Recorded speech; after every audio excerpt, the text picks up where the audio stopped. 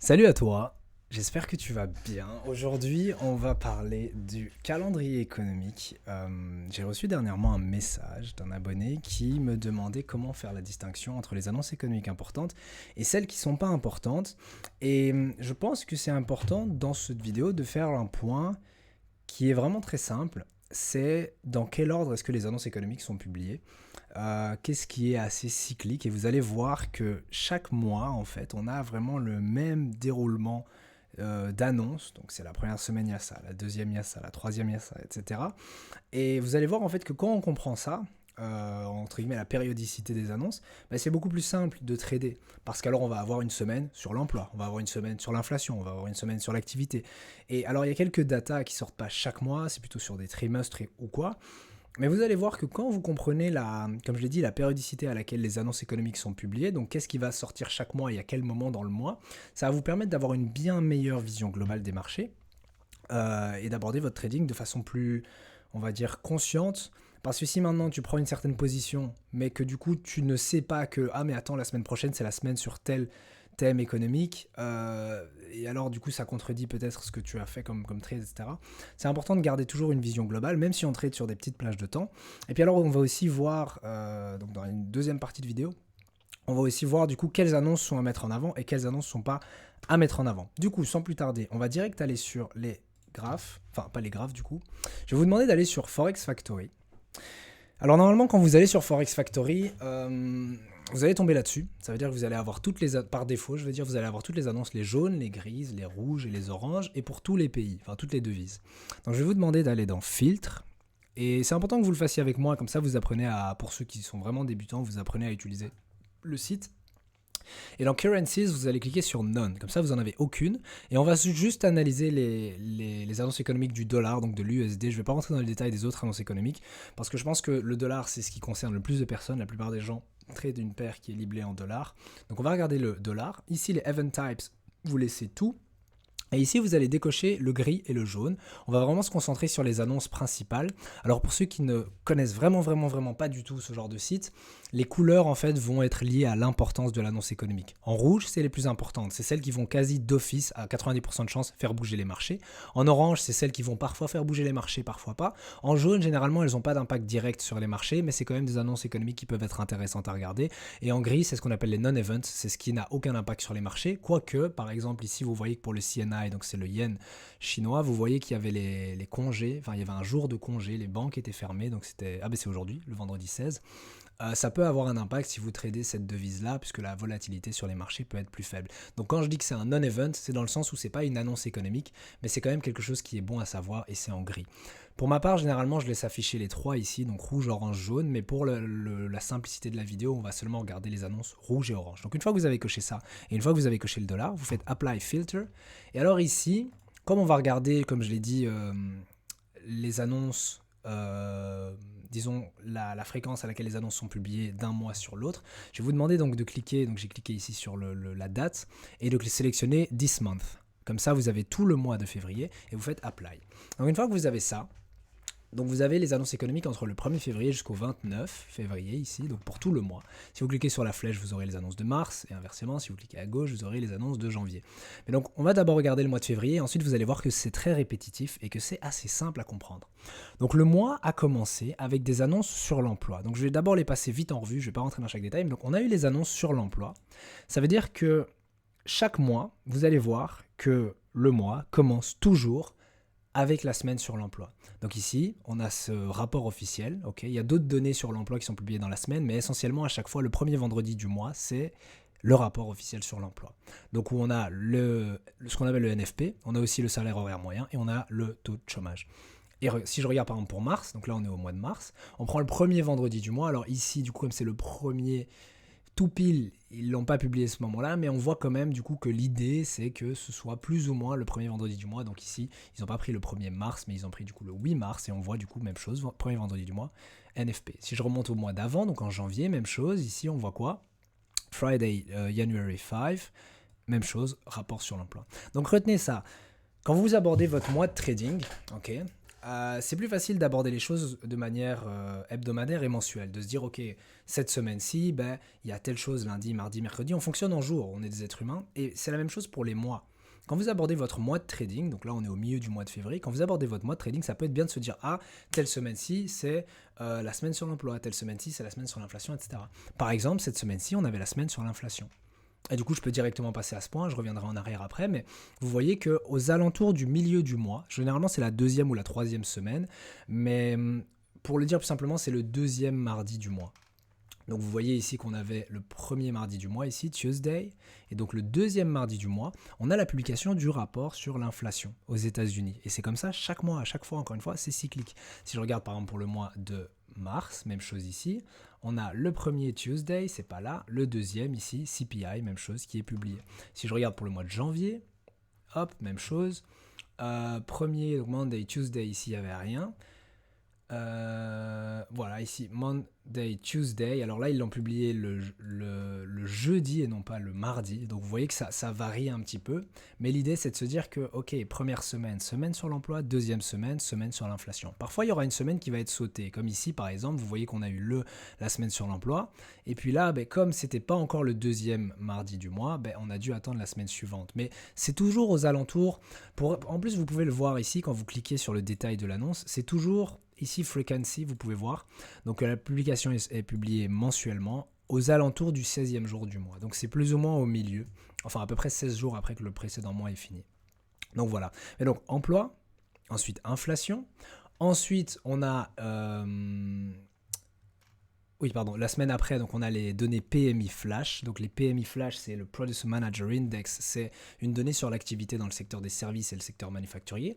Alors pourquoi Flash? Parce que c'est pas l'enquête officielle qui est publiée par ISM, mais c'est celle qui est publiée par SCP. Je vous invite à aller voir là. J'ai fait une vidéo sur le PMI et je parle aussi, je crois, du PIB et du PCE dedans. Mais je vous invite à aller regarder cette vidéo-là. À la limite, je peux mettre le lien dans la description. Donc la vidéo sur le PMI, comme ça vous permettra de savoir exactement ce que c'est. Parce que certaines personnes ont du mal avec cette enquête. Et puis alors à chaque fois, on termine le mois avec le PCE, ok, ici. Et donc ça, donc les choses que je viens de citer, c'est vraiment l'essentiel d'un mois de trading. Donc pour récapituler, pour être sûr qu'on soit bien sur la même page, le mois commence toujours avec la semaine sur l'emploi. Donc il y a le rapport officiel sur l'emploi qui va être publié le premier vendredi du mois. Ensuite, le deuxième mardi du mois, on a les données sur l'inflation. Ensuite, troisième semaine. Alors encore une fois, c'est plus ou moins, parfois ça sort la quatrième, parce qu'il y a des semaines à 5 semaines, il y a des mois à 5 semaines, des mois à 4 semaines, mais ensuite donc, après les données sur l'inflation, on a les données d'activité flash, qui vont être du coup publiées par SCP, et puis finalement on a le rapport PCE en fin de mois. Alors juste un petit truc que je dois rajouter, je vous ai dit qu'il y avait les données flash du PMI, donc qui sont ici, donc en troisième semaine plus ou moins, flash PMI manufacturier et des services. Quand est-ce que les données officielles sortent du coup? Elles sortent en début de mois. Ça veut dire que ces données-là, par exemple celle du 22 février, qui sortent la semaine prochaine, couvrent le mois de février. C'est important de le dire. Ce qui veut dire que les données pour février, parce qu'on a déjà eu un PMI, des données PMI qui sont sorties en février, mais ces données-là étaient relatives au mois de janvier. Ce qui veut dire que les données relatives au mois de février, les premières qu'on a, elles sont ici, avec l'enquête Flash, qui est publiée, comme je l'ai dit, par SCP Global. Et puis, donc, les données officielles, qui seront publiées par le cabinet ISM, Institute for Supply Management, elles sortiront la première semaine du mois suivant. Donc les données flash, je répète encore une fois pour être sûr que vous comprenez bien, les données flash, ça veut dire les données préliminaires pour le mois de février sortent durant le mois de février, sur la troisième ou quatrième semaine. Les données officielles sortent au début du mois suivant, donc au début du mois de mars. Donc ici, si je vais en mars, vous voyez ici, on a le PMI manufacturier le 1er mars et ensuite le PMI des services le 5 mars. Le PMI manufacturier sort toujours avant le PMI des services.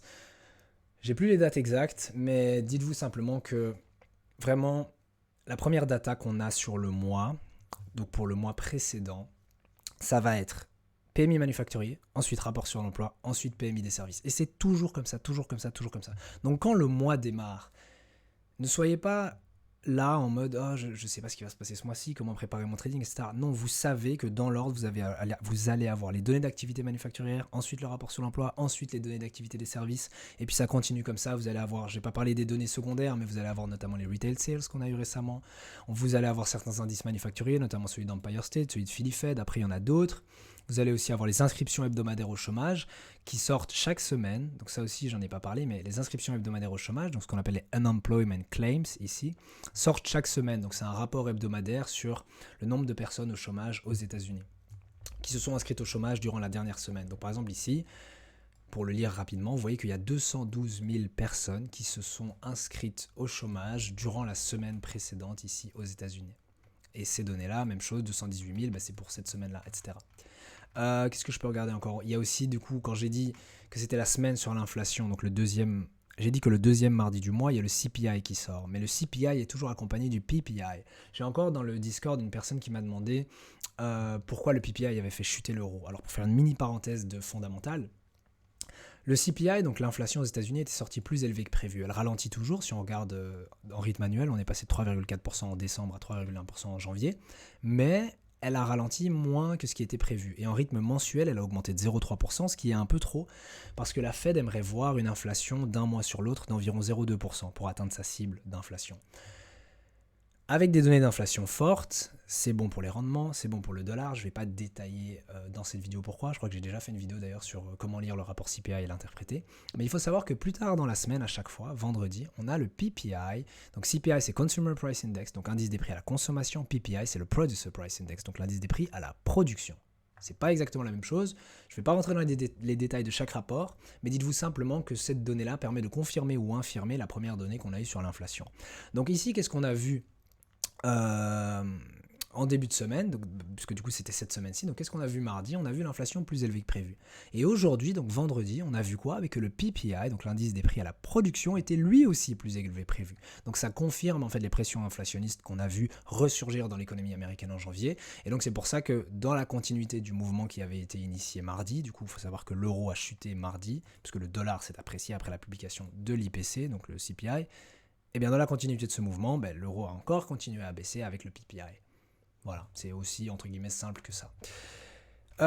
Pour parler un peu des données de second rang, donc pas celles en orange, mais celles toujours en rouge, mais qui sont un peu moins regardées, il y a de temps en temps des discours de présidents de banque centrale.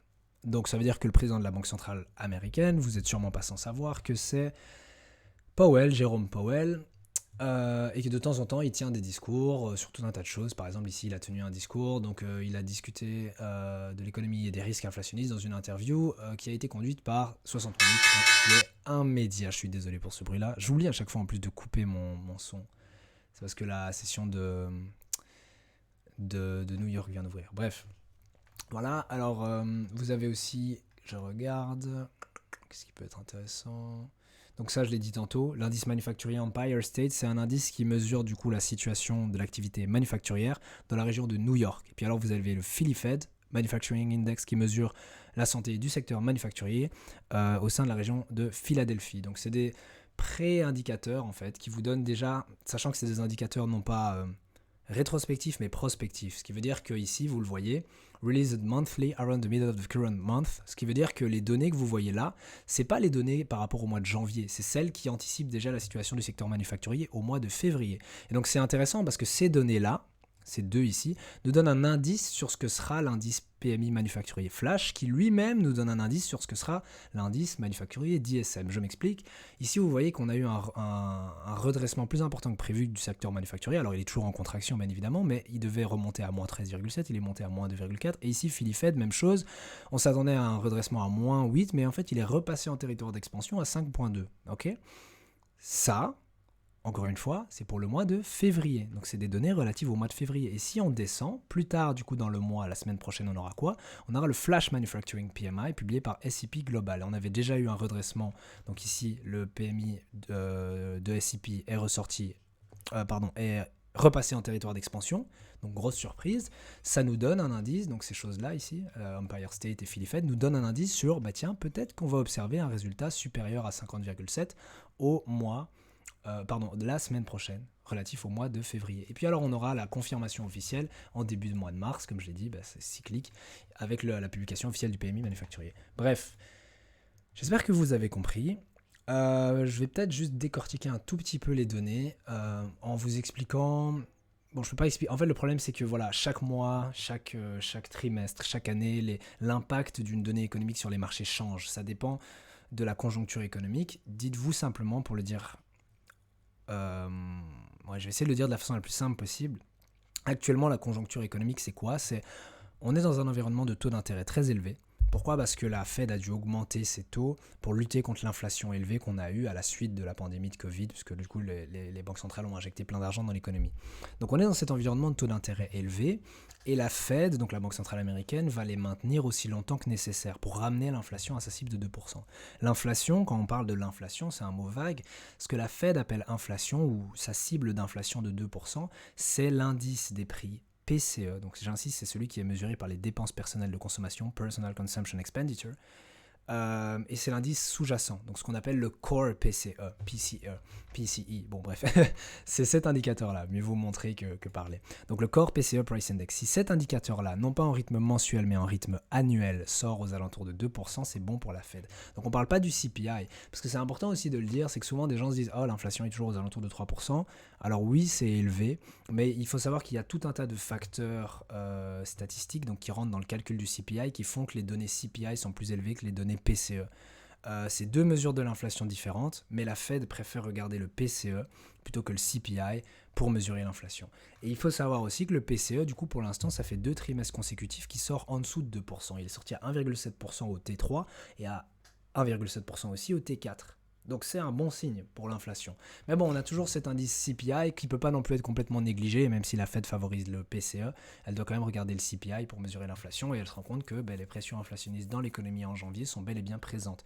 Aussi une note très importante, très très importante, quand vous regardez des annonces économiques, et vraiment je vais me mettre en grand, très important, quand vous regardez des annonces économiques, vérifiez à chaque fois à quel mois est-ce que la data fait référence.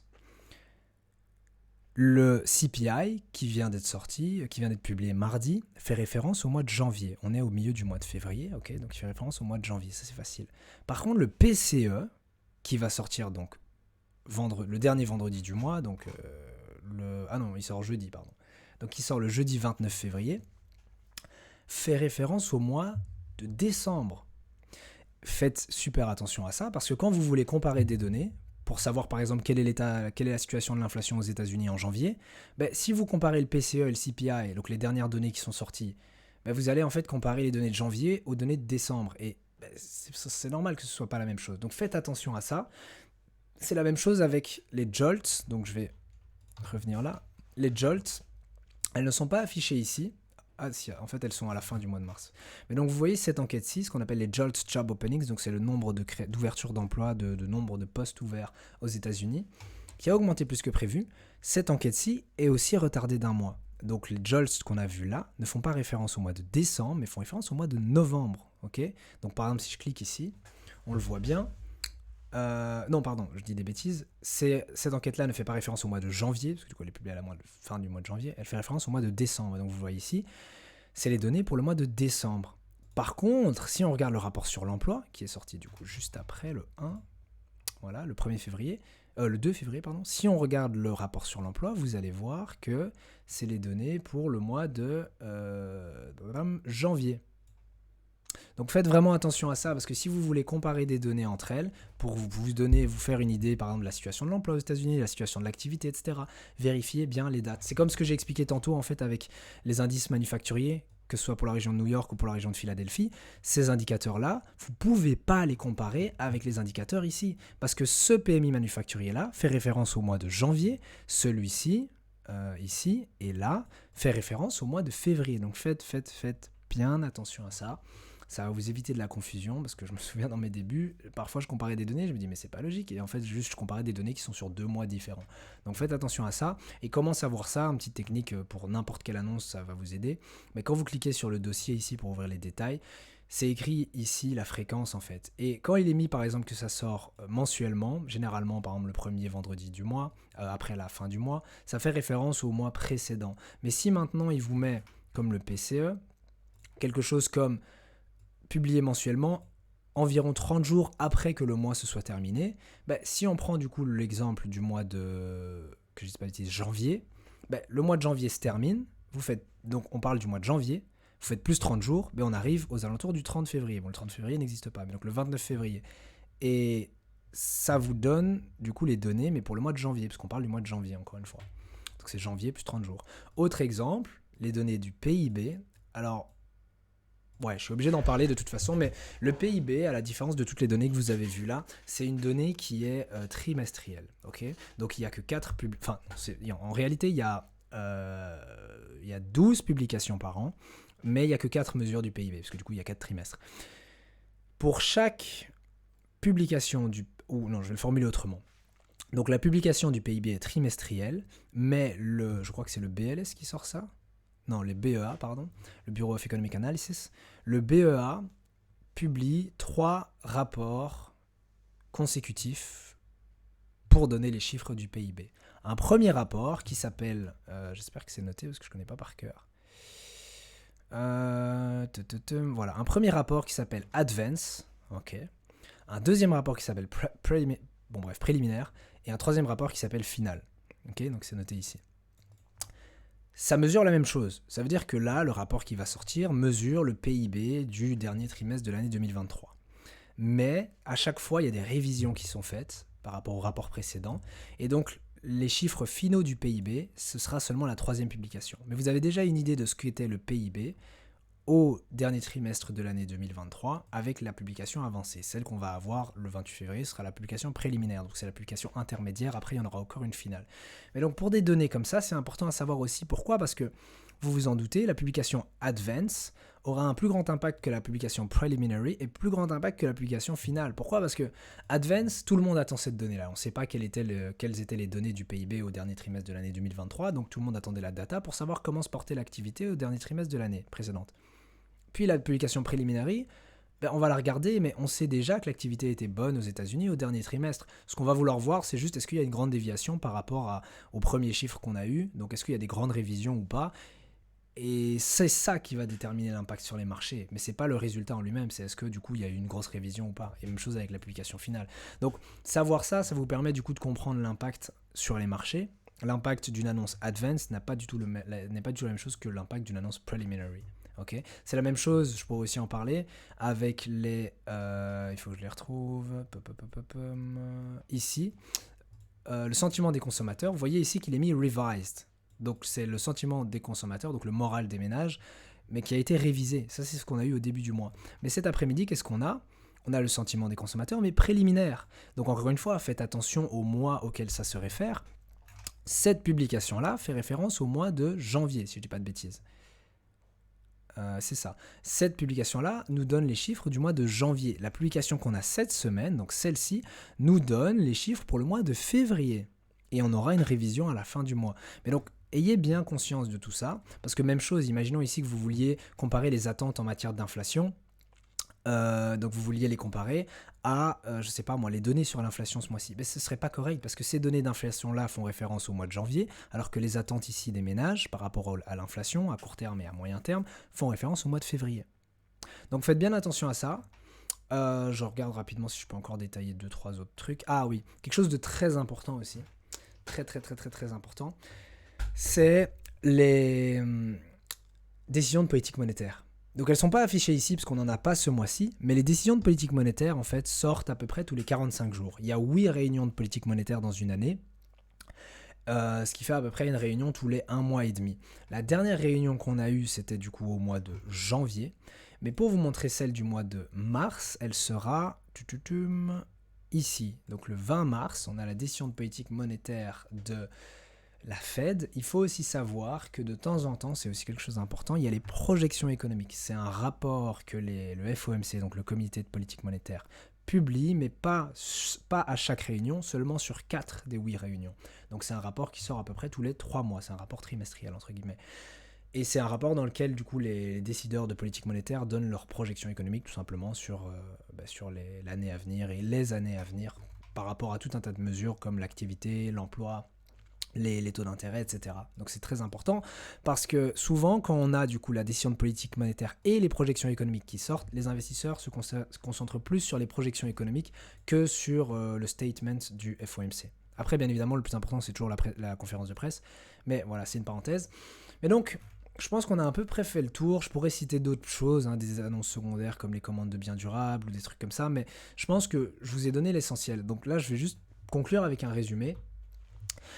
Pour résumer, un mois de trading commence toujours avec le PMI manufacturier et le rapport sur l'emploi. Donc quand vous démarrez le mois, après bien évidemment vérifiez sur Forex Factory, mais en général, 9 fois sur 10, ce sera la semaine sur l'emploi. Ou le NFP Week, comme on dit ça en anglais. Ensuite, vous allez avoir le PMI des services la semaine suivante. Parfois, je crois que le PMI manufacturier et des services peuvent être publiés la même semaine, mais c'est rare. Mais dites-vous simplement que c'est manufacturier et puis des services. Ok. Ensuite, on a les données d'inflation. Donc toujours dans cet ordre-là. Emploi et un peu activité du coup. Inflation, ok. Ensuite encore, je vérifie pour pas dire de bêtises. Attendez, parce que là je suis sur le mois de mars. Donc les données sur l'inflation. D'ailleurs, petite parenthèse, c'est des données généralement de second rang, mais elles sont importantes aussi. C'est que durant la semaine de l'inflation, il y a les indices manufacturiers dont j'ai suffisamment parlé, donc Empire State et Philly Fed, mais il y a aussi les ventes au détail. C'est important de le dire parce que de temps en temps, elles vont avoir un gros impact sur les marchés. Et puis donc quand je dis données d'inflation, c'est CPI, mais c'est aussi PPI. Les deux sont importants. Ok. Puis ensuite, du coup, on a les données flash de l'activité. Donc au début du mois, les données PMI manufacturier et des services. Fin de mois, les données flash. Et puis enfin, on termine toujours le mois, ou alors vraiment c'est sur le premier jour du mois suivant, mais généralement c'est à la fin du mois, sur le rapport d'inflation PCE, donc des dépenses personnelles de consommation, très important. Et alors pour les rapports qui ne sont pas mensuels, donc on a le PIB, okay, qui est trimestriel, mais il y a 3 publications comme je vous l'ai expliqué, une qui sort plus ou moins 45 jours après la fin du trimestre, une qui sort plus ou moins 60 jours après la fin du trimestre, et une qui sort à peu près je crois 80 jours après la fin du trimestre. Plus ou moins, hein, je ne sais pas des valeurs exactes. Chaque semaine aussi, petite parenthèse, on a les inscriptions hebdomadaires au chômage qui nous donnent un état de la situation du marché du travail aux États-Unis. Mais donc pour revenir aux publications trimestrielles, donc le PIB, il y a les décisions de politique monétaire. Alors c'est pas trimestriel, là c'est tous les 1 mois et demi, ok. Et puis on a les projections économiques du FOMC, ça c'est tous les trimestres plus ou moins. Dernière chose aussi, c'est un indicateur qui n'est pas beaucoup regardé par les gens, mais je pense qu'il est quand même important, c'est l'indice du coût de l'emploi, donc le ECI, Employment Cost Index, qui sort aussi tous les 3 mois. Je suis obligé de le dire parce que si maintenant je dis, oui voilà, ça c'est les indicateurs trimestriels, on va me dire t'as oublié l'indice du coût de l'emploi. Donc l'indice du coût de l'emploi, tout comme le PIB, sort tous les trimestres, et c'est aussi important à regarder parce que ça nous donne une bonne indication des pressions salariales et simplement des pressions inflationnistes qu'il peut y avoir sur le marché du travail et qui risquent de se répercuter dans l'économie. Donc voilà, je pense qu'on a fait le tour. J'espère que, bon voilà, en une vidéo, je ne pourrai pas plonger en détail dans chaque rapport pour vous expliquer comment ça fonctionne, mais j'essaye de publier de temps en temps des vidéos qui expliquent en détail comment interpréter tel ou tel rapport. Et bon, je ne l'ai pas fait pour tous les rapports, mais je l'ai déjà fait pour la situation de l'emploi, je l'ai déjà fait pour le PIB, je l'ai déjà fait pour l'activité, donc le secteur manufacturier, des services, donc tout ce qui est PMI, je l'ai fait pour le PCE, je l'ai fait pour le CPI. Donc en soi, je pense que sur la chaîne, vous pouvez trouver un peu votre bonheur à ce niveau-là, au niveau fondamental. J'essaierai d'encore faire des vidéos sur du coup le fondamental, ce que j'ai pas encore exploré comme sujet, mais gardez vraiment ça en tête. Donc le résumé que j'ai fait là juste avant, donc cet ordre en fait dans lequel sont publiées les annonces, parce que ça va vous permettre du coup de mieux réfléchir à vos décisions, certes à court terme, mais surtout à moyen long terme pour ceux qui font du swing trading, parce que par exemple ici on a eu les données sur l'inflation, ok, cette semaine. Imaginons que je veuille garder un trade ce week-end, ou donc imaginons simplement que je souhaite swing, je dois le faire en ayant conscience que la semaine prochaine, il y a les publications flash d'activité.